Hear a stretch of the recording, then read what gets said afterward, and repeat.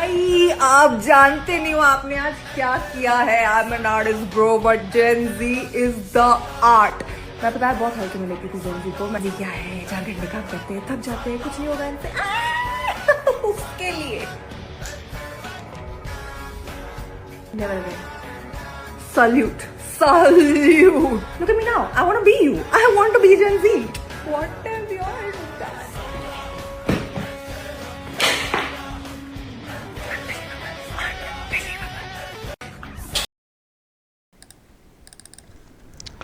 দর্শক, যেদিন ধর্মেন্দ্র প্রধান কেন্দ্রীয় শিক্ষামন্ত্রীর পদ থেকে পদত্যাগ করেন সেদিন এই সোনাক্ষী সিনহা অভিনেত্রী খুব বেশি অভিনয় করেননি, কিন্তু তাও একটা পরিচিতি আছে।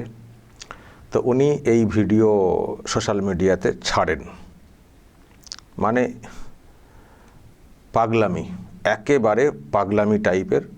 মানে ভীষণই খুশি হয়েছেন। জেন জি এমন মুভমেন্ট করেছে, তার জন্য কেন্দ্রীয় শিক্ষামন্ত্রী পদত্যাগ করেছেন, যেটা তারা চাইছিল। তো সেটা হয়েছে বলে একেবারে খুশিতে গদগদ, মানে নিজেকে ঠিক রাখতে পারছিলেন না, একেবারে উল্টে পাল্টে এদিক সেদিক করে ভিডিও করে উনি ছেড়েছিলেন। খুবই খুশি হয়েছেন। কিন্তু দর্শক, যখন উনি এই জেন জির ব্যাপার স্যাপার নিয়ে এত, এবং শুধু ওই দিন না, তার আগেও যখন সোনাম ওয়াংচুক অনশন করছিলেন সেই বিষয়ে নিয়মিত ভিডিও ছাড়া এবং যে মুভমেন্ট চলছিল সেই বিষয়ে উৎসাহ দেওয়ার ব্যাপারে এইসব কিন্তু উনি লাগাতার করে গেছেন। কিন্তু যখন উনি এইসব করছেন, উচ্ছ্বাস প্রকাশ করছেন বা করেছেন, ওনার বাবাকে দেখবেন, ওনার বাবা কি করেছেন বা করছেন। যাদের বিরুদ্ধে জেন জির মুভমেন্ট নিয়ে উনি এতটা উচ্ছ্বসিত, সেই তাদের সঙ্গেই বসে বাবা শত্রুঘ্ন সিনহা লাঞ্চ করছেন। দেখুন, জেপি নাড্ডা বসে রয়েছেন, যিনি ওই জেন জির যে মুভমেন্ট সেই বিষয়ে যোগাযোগ করা, আলোচনা, বৈঠক দেখেছেন আপনারা। জেপি নাড্ডা ওই দিকটা সামলাচ্ছিলেন, সোনাম ওয়াংচুককে অনশন ভাঙানো ইত্যাদি। তো তার সঙ্গে বসে ওই সোনাক্ষী সিনহা তার বাবা লাঞ্চ করছেন। পাশে সৌগত রয়ও রয়েছেন, অর্থাৎ টিএমসির কালীঘাটপন্থী এখনও পর্যন্ত 2 এমপি জেপি নাড্ডার সঙ্গে এক টেবিলে বসে খাওয়া দাওয়া করছেন।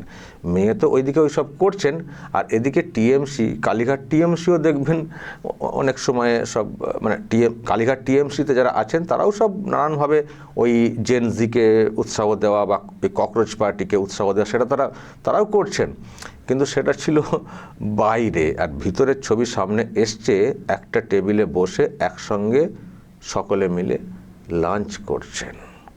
তাহলে এটা তাহলে কি দর্শক? জেন জিকে রাস্তায় নামিয়ে দিয়ে, কারণ একটা বড় মুভমেন্ট হচ্ছে, সেটাকে সামলাতে পুলিশ প্রশাসনকে অনেক সময় কঠোর অবস্থান নিতে হচ্ছে, তার জেরে কিছু কিছু বিক্ষিপ্ত ঘটনা ঘটছে। তো তাদেরকে রাস্তায় নামিয়ে দেওয়া হচ্ছে, আমরা পাশে আছি। মেয়ে ওইদিকে লম্পঝম্প করে ভিডিও করে ছাড়ছেন, সারাক্ষণ উৎসাহ দিয়ে, বাইরে বের হননি, ওই আর কি চলছে। এইসব এদিকে করা হচ্ছে, ওদেরকে রাস্তায় নামিয়ে দিয়ে যে কোনো ওই, আবারও বলছি, মুভমেন্ট ভালো, প্রতিবাদ কর্মসূচি ঠিক আছে, কিন্তু নিয়ন্ত্রণের বাইরে চলে গেলে তখন কিন্তু পুলিশ প্রশাসনকে কঠোর অবস্থান নিতে হয়। কারণ পুলিশ প্রশাসন কখনো দাঁড়িয়ে দাঁড়িয়ে দেখতে পারে না যে যা ইচ্ছা তাই হচ্ছে। তো সেই সময় অনেকে সমস্যার সম্মুখীন হতে হয়েছে এবার। তো তাদেরকে এইসব করানো হচ্ছে, এখানে বসে ভিডিও ছেড়ে উৎসাহ দিয়ে এইসব করানো হচ্ছে। আর যাদের বিরুদ্ধে মুভমেন্ট, কেন্দ্রীয় সরকারে যারা আছেন, সেই দলের লোকের সঙ্গে বসে বাবা জ্যাঠা লাঞ্চ করছেন। তো এটার অর্থ কি? নিশ্চয়ই এইসব মানে দেখার পরে বা প্রকাশ্যে আসার পরে একটা এইরকম কিছু বলা হবে, ওটা তো সৌজন্যের ব্যাপার। পার্লামেন্টে আছি, কোনো একটা মিটিংয়ে ছিলাম, একসঙ্গে বসে খেয়েছি, বা আমি খাচ্ছিলাম, উনি পাশে এসে বসে পড়েছেন, আবার কেউ বলবেন এটা তো সৌজন্যের ব্যাপার। তো যত সৌজন্য সব আপনাদের, সব নিজেদের মধ্যে, আর যত মারামারি গণ্ডগোল পাকানো সব ওদের, সব ওদের। ওরা না খেয়ে থাকবে, মারামারি করবে, এ করবে, সেখানে উৎসাহ দেবো, বলবো। এই কেন্দ্রে যারা আছেন তাদের বিরুদ্ধেও আওয়াজ ওঠাবো, কিন্তু চুপি চুপি আমরা সব বসে বসে একসঙ্গে খানাপিনা করব। হ্যাঁ, এটাই তো প্রকাশ পাচ্ছে, তাই তো? আমি এটা এই জন্যই দেখাতে এলাম, যারা ওই জেন জি বা এইসব মুভমেন্ট বা ককরোচ পার্টি ইত্যাদি করে ভাবছেন যে লড়াইয়ে নামি, এই তো ওই সব লোকেরা পাশে আছেন, সোনাক্ষী সিনহা পাশে রয়েছেন, অমুক তমুক, আরও এরকম দেখবেন অনেকে বলছেন। অ্যাকচুয়ালি এনারা কিন্তু জাস্ট ফায়দা তোলার জন্য কথাগুলো বলেন। আপনারা যত মুভমেন্ট করবেন, যত আপনারা শাসক পক্ষের বিরুদ্ধে আওয়াজ তুলবেন, তাতে ওনাদের সুবিধা হয়, ওনাদের পরিবারের সুবিধা হয়। শাসককে চাপে রাখার জন্য আপনারা করবেন তো রাস্তায় নেমে মুভমেন্ট, আর শাসকও চাইবে জিনিসটাকে কন্ট্রোল করার। ফলে তখন যারা এদিকে আছেন তাদেরকে একটু ধরা, মানে একটু আর কি হাতে নেওয়া, শাসক নিশ্চয়ই চেষ্টা করবে, সেখানে দর উঠবে। সুতরাং রাস্তায় নেমে মুভমেন্ট, জীবনের ঝুঁকি নিয়ে এইসব করছে কারা? জেন জি। আর তার ফায়দা তুলে কাছাকাছি বসা, আরও কিছু পাওনা, যদি কিছু মানে কোনো একটা ডিমান্ড যে কোনোভাবে আদায় করে নেওয়ার চেষ্টার যে বার্গেনিং, সেটা কারা করছেন? নেতারা। ফলে এটা ভাবতে হবে, যারা এই জেন জির ব্যবসাবারে বলছেন, ককরোচ পার্টি, নতুন মুভমেন্ট, ছাত্র আন্দোলন, তাদের উদ্দেশ্যে আমি এটা দেখাতে চাই যে দেখুন, মেয়ে এইরকম করছেন, আপনাদের পাশে থাকার কত বার্তা দিচ্ছেন, আর বাবা টেবিলে বসে খাচ্ছেন, জেপি নাড্ডার সঙ্গে খাচ্ছেন। দেখুন, জেপি নাড্ডা বা শাসক বাহিনীর যারা আছেন, তারা তো সবসময় চাইবেন কীভাবে যে কোনো মুভমেন্টকে কন্ট্রোল করা। এটা তাদের পলিটিক্যাল ব্যাপার আছে এবং প্রশাসনিক ব্যাপার আছে, এটা তারা চাইবে এবং সত্যি করেওছে। খুব মুভমেন্ট হচ্ছিল, বিরাট কিছু, যদিও বা এনারা লম্পজম্প করছেন, বিরাট নাকি জয় হয়ে গেছে, একজন মন্ত্রী পদত্যাগ করেছেন, কিন্তু পুরো মুভমেন্টকে কী করে কন্ট্রোলে আনতে হয় সেটা তো করে দেখিয়েছে কেন্দ্রীয় সরকার। আমি বলেছিলাম যে কখনো কখনো এক পা পেছাতে হয়, সবসময় মানে সামনের দিকে এগোতে নেই, একটু ডিফেন্সিভ হতে হয়। যদি লং টার্মের কিছু ভাবনা থাকে, যদি ভীষণটা একটা বিরাট কিছু থাকে, কখনো কখনো পেছাতে হয়। কেন্দ্রীয় সরকার পেছাচ্ছে যে আমরা পদত্যাগ করালাম কেন্দ্রীয় মন্ত্রীকে বা ইত্যাদি, আরও কিছু দাবি দাওয়া মেনে নেওয়া, এটা অ্যাকচুয়ালি ডিফেন্সিভ হওয়া, কারণ লক্ষ্য আরও হয়তো বড় আছে। এটা সব ক্ষেত্রে হয়, যে কোনো যুদ্ধে বলুন, যাই বলুন, কখনো কখনো ডিফেন্সিভ হতে হয়, আবার তারপরে এগোনো। তো আমি বলেছিলাম যে এটা কিন্তু কেন্দ্র এটাই করেছে, বুদ্ধিমানী চাল দিয়েছে যে এই সময় ডিফেন্সিভ হও, কারণ এখন একটা অন্যরকমের উত্তাল পরিস্থিতি তৈরি করার চেষ্টা হচ্ছে। এই সুযোগে আবার কিছু দেশ বিরোধী শক্তি তারা যুক্ত হয়ে আরও এটাকে উস্কাচ্ছে। সুতরাং মানে এই মুভমেন্টটাকে কন্ট্রোল করতে হবে। যে ছেলেগুলোকে রাস্তায় নামিয়ে দিয়ে এসব করা হচ্ছে, তাদেরকে কনফিডেন্সে নিতে হবে। তো সেটা করছে। এটা করার পর তারপরে বাকি যা কাজ ফের আবার এগোবে, কেন্দ্র ফের এগোবে। প্রথমে এখন দরকার এটাকে কন্ট্রোল করার, এদেরকে কাজে লাগিয়ে, এদের সেন্টিমেন্ট বা এদেরকে শক্তিকে কাজে লাগিয়ে কোনো দেশবিরোধী শক্তি ফায়দা না তুলতে পারে। তো সেটার জন্যে ওদের সঙ্গে বসো, ওদের আস্থা ফেরাও, এ করো সে করো। কে কী বললেন, মাথা ঝুঁকে যাওয়া, নুয়ে যাওয়া, সে তাদেরকে বলতে দিন, কিন্তু আসলে এখন ওদেরকে কন্ট্রোলে আনতে হবে। এটা বিজেপির যারা আছেন তারা করছেন।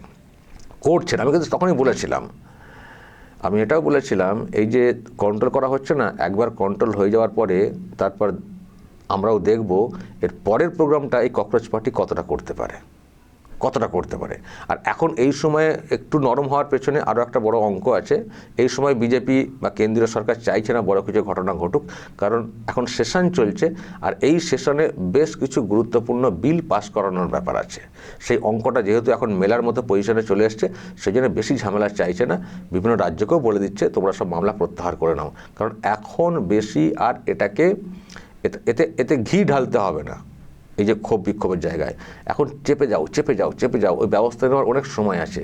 বিলগুলো পাস করাতে হবে, কারণ এখন যদি এই মুভমেন্ট খুব জোরালো হয়ে যায়, বিরোধীদেরও অনেক একটা অংশ তো এখন বিলের সমর্থনে আসতে চাইছে না বিলগুলো পাস করানোর ক্ষেত্রে। ফলে তারা আবার কোনো সময় বিগড়ে যেতে পারেন, কারণ পরিস্থিতি যদি নিয়ন্ত্রণের বাইরে চলে যায়, তখন তাদের লোকাল পলিটিক্সের একটা ব্যাপার থাকে তো, যে রাজ্যের এমপি বিরোধী পক্ষ কিন্তু বিলগুলো সমর্থন করতে চাইবেন, তারা হয়তো বিগড়ে যাবেন, পরিস্থিতির চাপে বিগড়ে যেতে বাধ্য হবেন। ফলে কেন্দ্র বা বিজেপি নেতৃত্ব এই সময় এই মুভমেন্টকে খুব বেশি এগোতে দিতে চাইছে না, কারণ বিলগুলো পাস করানো খুব জরুরি। সেই জন্য খানিকটা ব্যাকফুটে এসে এটাকে সামাল দেওয়ার চেষ্টা করেছে। তো ব্যাকফুটে বলতে কেন্দ্রীয় মন্ত্রী হিসেবে ওই ধর্মেন্দ্র প্রধান পদত্যাগ করেছেন। তো সেটা শুনি এত লম্পঝম্প, কিন্তু এটা যে একটা বিরাট চাল হয়েছে কেন্দ্রের সেটা বোঝেননি।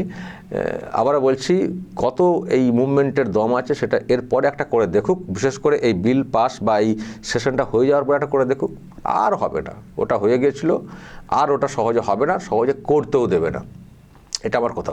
তো যাই হোক, আমি যেটা বলতে চাইছিলাম যে কেন্দ্রীয় সরকার যারা আছেন বা শাসক দল তারা সবসময় চেষ্টা করবে এটাকে দমানো। তো দমাতে গিয়ে কাকে কোথায় বসতে হবে, কাকে কোথায় টেবিলে ডাকতে হবে সেটা তো করবে, এটা তো তাদের পলিটিক্যাল অগ্রাধিকার এটাকে নিয়ন্ত্রণে আনার জন্যে। কিন্তু প্রশ্ন, মেয়ে যখন এত লম্পঝম্প করছেন সেখানে বাবা বা তার দলের আরও তারা কেন টেবিলে বসতে যাবেন? ফলে এদের ধান্দাটা বুঝতে হবে মানুষকে, বা ওই জেনজি তথাকথিত তাদেরকে বুঝতে হবে যে আমাদেরকে রাস্তায় নামিয়ে দিয়ে নিজেরা বার্গেনিং করছেন, হয়তো নিজেরা নিজেদের স্বার্থ কায়েম করার চেষ্টা করছেন। ফলে ওদের কথাই আমরা কেন যাব, এটা এদেরকে ভাবতে হবে। যে কাদের কথা, কোন পরিবারের কথাই আমরা শুনে লম্পঝম্প করছিলাম আমাদের সঙ্গে এইসব, আর ওদিকে সেই কেন্দ্রীয় নেতা, সেই জেপি নাড্ডা তার সঙ্গে লাঞ্চ করছেন বসে। আবার বলছি, বলবেন সৌজন্য, পার্লামেন্ট, অমক তমক ব্যাপার আছে। তো সৌজন্য শুধু আপনাদের জন্যে, আর বাকিদের জন্যে জীবনদান, বাকিদের জন্য জীবনের ঝুঁকি। হ্যাঁ, যদি এখানে এত প্রতিবাদ করতে জানেন, এখানে আমরা কোনো কিছুতে কোঅপারেট করবো না বলতে পারেন, তো লাঞ্চের টেবিলে লাঞ্চটাও তো নাই খেতে পারতেন। না, এখন ছেলেদের একটা সেন্টিমেন্ট আছে, খাবো না, এখন যাব না, সেটা না করে এখানে বসে গেছেন খাবারের পসরাতে কেন বসে গেছেন? আসলে এই ছবিটা জাস্ট প্রকাশ্যে এসছে। এই রকম ভিতরে সবাই যোগাযোগ রেখে চলার চেষ্টা করেন, নিজেদেরটা আমাদের পুষিয়ে দিতে হবে, এই হচ্ছে ব্যাপার। বাকিদের জীবন জ্বলিতে যাক, তো এই হচ্ছে ব্যাপার দর্শক। ফলে জেন জিকে বুঝতে হবে, আর কেন্দ্র তো করবে, তাদের তো পলিটিক্যাল চাল। কেন্দ্র তো বুঝছে যে এদের তো জানি, এরা যতই লম্পজম্প করুক, একবার দুবার ডাকবো, একটু বলে টলে আহা সব চলে আসবেন, এরাও কেন্দ্র জানে। তো কেন্দ্র তার মতো করে এগিয়ে নিয়ে চলে যাচ্ছে। ফলে এই কেন্দ্রীয় সরকার যেটা আছে, একে হটানো সহজ না। যারা ভাবছেন পাল্টে গেল, উল্টে গেল, কালকে হয়ে যাবে, অত সহজ না। আবারও ভাবুন, এত বড় মুভমেন্টটাকে কীভাবে একেবারে কন্ট্রোলে নিয়ে চলে এলো, বিরাট কিছু ঘটনা ঘটলো না। ফলে একে হটিয়ে সরকারে আসবেন, অত সহজ না। যারা ভাবছিলেন যে চলে আসবে, আবার কেউ বলছেন প্রধানমন্ত্রী পদত্যাগের জন্য আবার নামুন না, ওই একবার হয়ে গেছে হুড়ুর করে, এর পরের মুভমেন্টটা করুন, তো কালঘাম ছুটে যাবে, করুন, হবে না, আর হবে না। যে শক্তিটা কেন্দ্রে আছে না, এটা পারিবারিক শক্তি না, সমষ্টিগত আলোচনা করে তারা সমস্ত সিদ্ধান্ত নেয়।